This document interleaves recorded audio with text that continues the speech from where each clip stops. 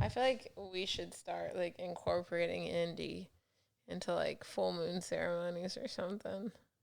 I've been thinking about doing some music videos with her. Music video. Some music, yeah, we're literally music videos. Dang, she getting big. But yeah, she is. It's time for her to start getting involved around here. Yeah. Just being on the facilitator's person. Yeah. That's all you need. It really is all you need.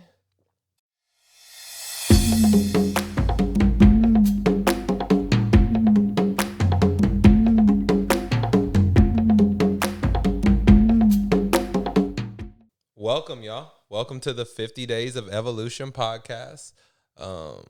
Power. I am one of your hosts, Chris. This is Lindsay. We have Cashew Baby, and we have special guest Indie Baby today. Indie is spelled Indie. Indie. She's our adorable daughter, Ball Python. On the way over here. Oh. On the way over here. Doing that Kanye. Okay.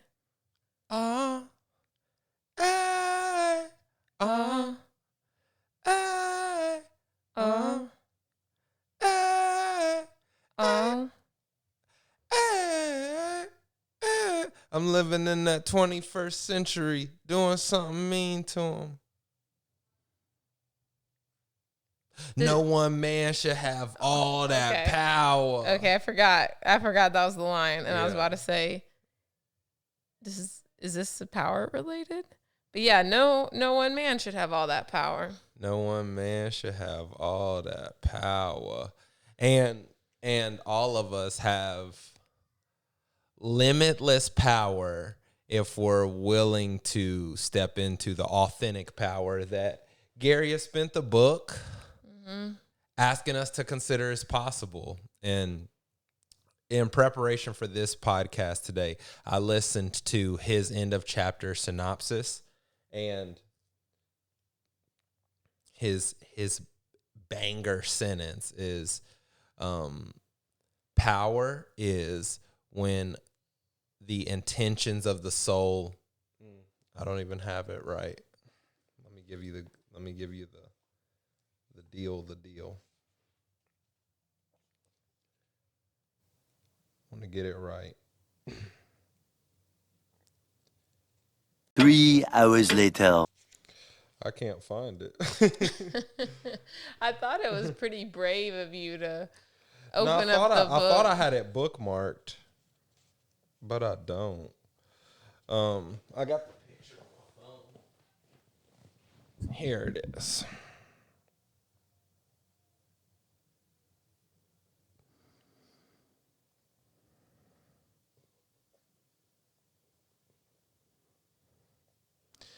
Power is energy that is formed by the intentions of the soul.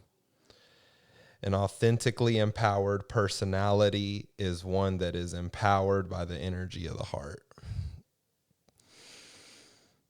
Read it again, will you?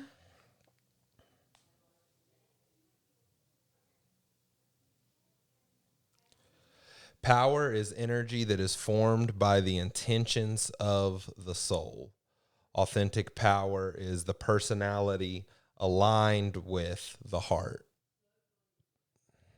Mm-hmm. And in the post chapter synopsis, he's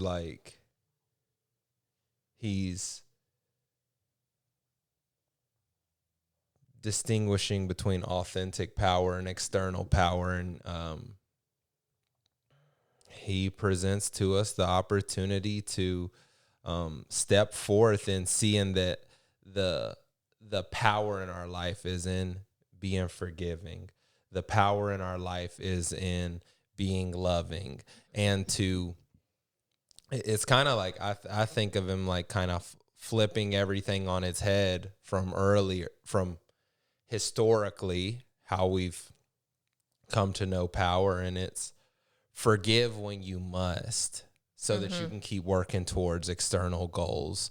Love when love pops up, but don't seek love and treat love as like this thing that's like scarce. Scarce. For all the people who say it that way, there's scarce people out there in the world too. But I needed to hit it with the scarce. Caramel. Right. And you know, on and on, like what he's been talking about with us the entire book. And it's like, I mean, I really just think he's asking us to judge to be in our lives in a way where we see the things that maybe we didn't understand were power as the most powerful things: being forgiving, being loving, being compassionate, learning as the power to your life. And then he continues to like explain the pursuit of external power as a means to an end and a Band-Aid for fear, ultimately. Yeah. When you brought up just then forgiveness, like we've learned in the external power world, forgive basically when it's a benefit to acquiring more power. I've also experienced in my own life, and this is like the teaching of the illusion, forgive once it gets to a point that I'm so spiritually drained from not forgiving that I'm like so leaked of my authentic power that I'm like, okay, I got to do something different. Yeah. And I thought about like, I have a person in mind right now who I forgave, and I notice a big shift, and like, I don't think about them as much, and therefore I'm not spending as much energy. And then I'm curious for myself, and this is some good inquiry work. How many and what are the small holding on tos of the people I haven't forgiven? It's not big enough that I'm aware yet of myself thinking about that scenario, that instance, that person at a certain interval, but accumulated, it's a drain. The call is for you to like, how you're talking about forgiveness is like you're embodying seeing forgiveness as powerful. So you're not draining the energy thinking about the person who you had not forgave. Because you forgave them, you moved into more power. And it seems like you're saying that like part of power is having your attention free, having your attention not scattered. So can you talk some about that? Yeah. Well, I'm really grateful that the path of not forgiving, as I've experienced it, is so attention. It requires so much attention for me to hold on to a resentment, because I got to feed that dragon. I don't hold on to it unless I'm like, caring for it like a pet. And I'm grateful for that, because it really illuminates to me how much energy I spend on it, the cost. And in the payout on that cost is always just going to simply be the perception that I'm right, or that I'm somehow better, or that it's also a version of like non-reverence for another life, because that's in the external power world, is like the hierarchy of I'm more important than you, or I do this life better than you. What you've done is so wrong, and I'm so above that. And so let me think about it a bunch. What just came to my mind there was like even taking and I've watched my personality do this as I like learn, even taking like spiritual insight and the ego and five sensory personality, weaponizing it to be superior in a way. Will you say that again for me? Learning something about spirituality, having a spiritual insight, whether it be read, experiential, whatever, and then like sort of like claiming that knowledge in a way where it's like, now I'm better, smarter, know more, You know less, y'all are bad, you are wrong. Still using it for external power. Yeah. Yeah. And I'm like thinking, like, what's another way we could call that? And I don't have it yet because I've been there, I've done that, and I've been the receiver of that. And it's like, I want to like come up with another catchphrase to use when it's that type of, I'll put quotes like spiritual insight. Because when it's truly my experience, when it's truly a spiritual insight, when it's gone to the level of my soul, which is gone to the level of my heart, then it's love. I'm not going to weaponize it. That's so good. So what is it called when you have a spiritual insight? I could call it like one, I saw on YouTube one time a guy was calling some phase that he had gone through like an intellectual awakening, or like he had an intellectual enlightenment. And I was like, oh, that resonates a lot, because the part you just shared about like the end result of whatever learning being love,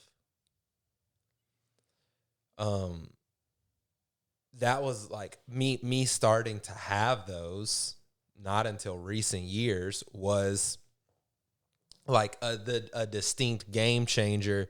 And I could tell how different it was between learning something and understanding it, but it being like a mind thing. And I think a lot of my spiritual insights were in the intellect. Like my intellect grabbed them and they didn't get to my heart. They didn't get in the heart. And then it was like, well, what I noticed when when knowledge didn't go to my heart was I would see a spike in judgment anytime I had a revelation. You would see a spike in judgment in my own judgment. Yeah. So I'd learn something. Yeah. Spike in judgment. Yeah. I would learn something, spike in anxiety too, because my mind was trying to reorient what the world means. It's like from the new learning. Anxiety about the upcoming implementation, because now you've intellectualized something and it's got to be almost it's that too. Okay.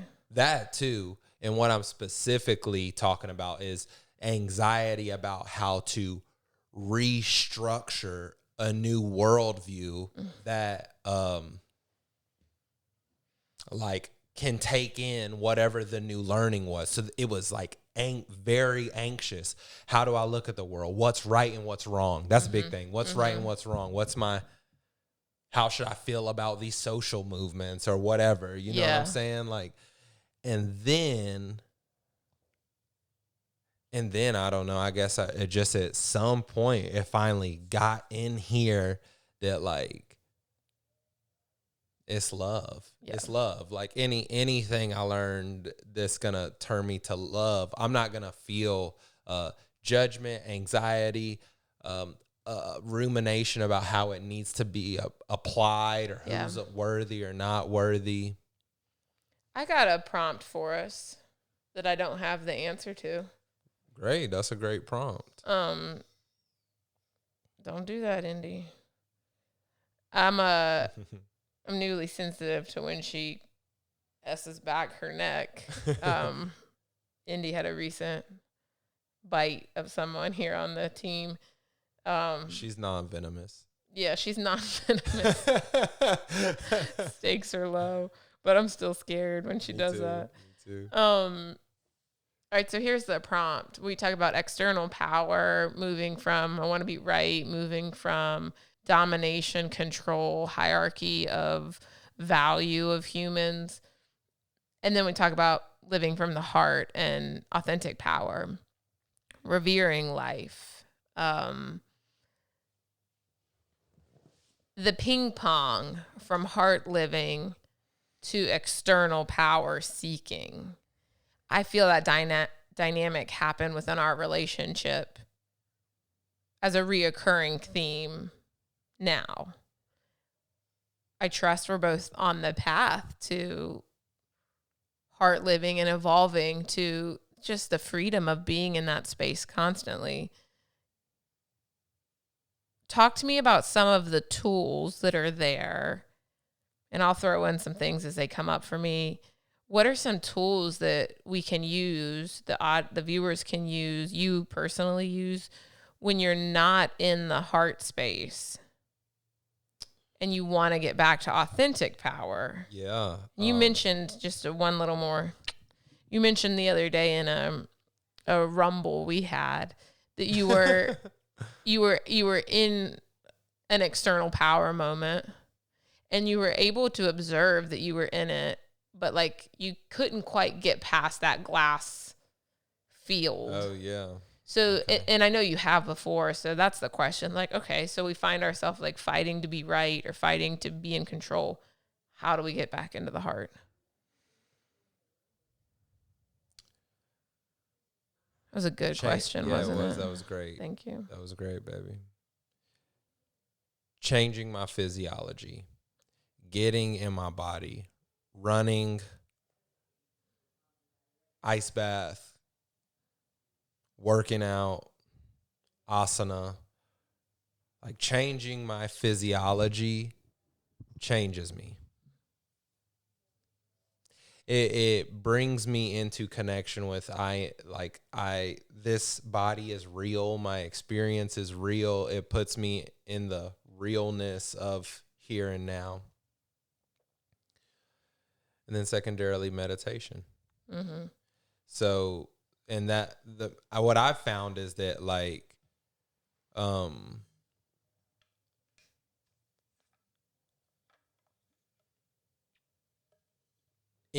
so both, like I've done guided meditations and I've also done like unguided meditations, more like mindfulness meditations, and the simple,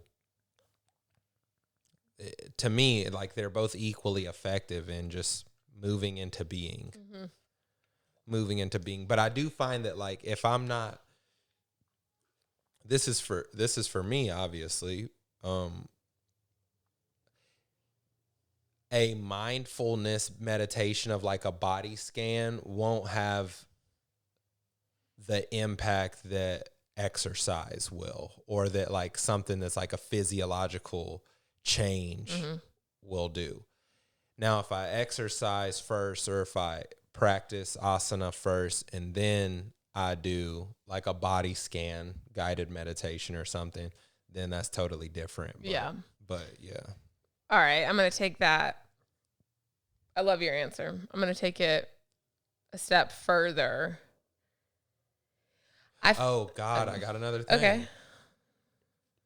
I mean, use those to gain the courage and the integrity. Use those tools I just shared. But whether you need to go do that first and then come to this second part, or if you just need to start here, it's like face the things that you're avoiding. And that's like, that could be like, I got to go at the conversation with you that I don't want to have. I got to go at the emails that have taken me 9 days to answer. I got to go towards the dragon. I got to go slay the dragon. Yeah. And that's actually a real way. That's a broader like way of being, but that's a way of being shift that is like, there's something that scares me. There's something that makes me uncomfortable. Go toward it as a first instinct. And so that's something that I'm currently training. And of course, like I do notice, of course I can get better at it. And I do notice that mindset is a very empowering mindset, because to me, it embodies the reverence that Gary speaks about. And it's powerful. It's saying the things that are in front of me in my life, I am meant to deal with them. I'm meant to wrestle with them. I'm meant to learn from them. I'm not meant to hide and procrastinate or whatever. Done. Great. All right. So there's change your physiology. There is get in your body, get willing to be in your body, train, and there's get to what you're avoiding.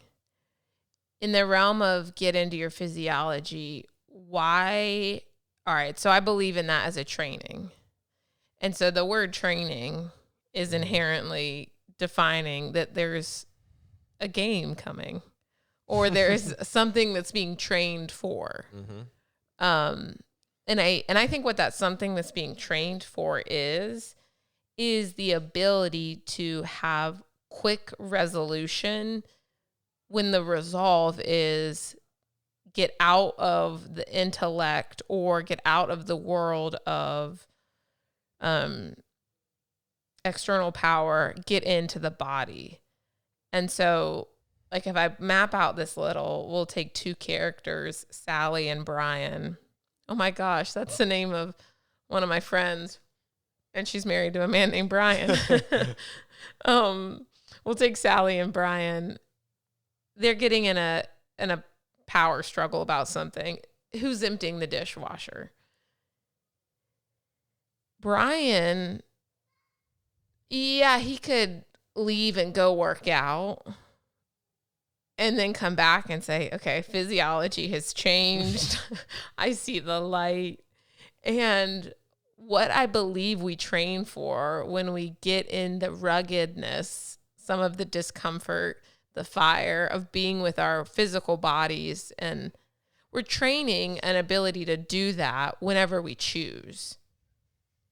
So it doesn't take 5 sun salutations for me to reconnect with the whole flesh and bone experience. I can be in an external power struggle with you and then get back to my heart by accessing my body right then and coming back to, I'm in this moment with Chris. I am here as a human. I am, from feeling body, I have access to, like, get back to heart. And we're training to be in love. Yeah. We're training to be in love, and like the behaviors of love are bring friction, bring pain to the person that it includes, communicate it openly, authentically. Love is forgive. Love is nourish your body. Love is rest and sleep. Love is compassion. Love is service. And all those things in being a human, love shows up physically through the things that we do, the way that we are. And yesterday in the 50 days meeting, we were talking about the physical nature of mind, like mind as a part of the body and not like better than the body or different. And so the training is to love. The power is to love. Yeah. I think we've all heard, I hope, if not, here it is, the description that we don't get to selectively numb in our life. If you're not willing to feel pain or you're numbing out from that, well, you're going to numb out from love, joy. I also, and that's like the flip of the coin, I don't believe we get to selectively feel. And so it's like, if we're numbing the feelings, we're numbing the feelings. At its root, having a physical practice of any type is sticking a stake in the ground of willingness to feel.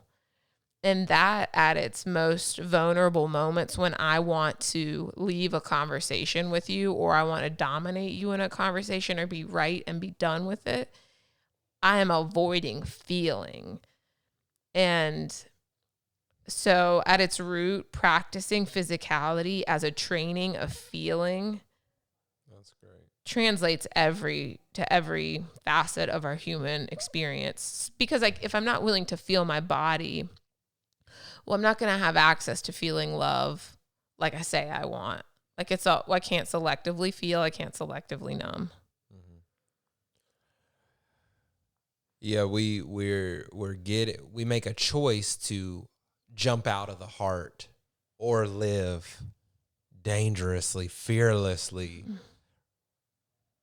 Just like the thrill, the despair of living in the heart, in it or out of it, in it or Mhm. out of it. And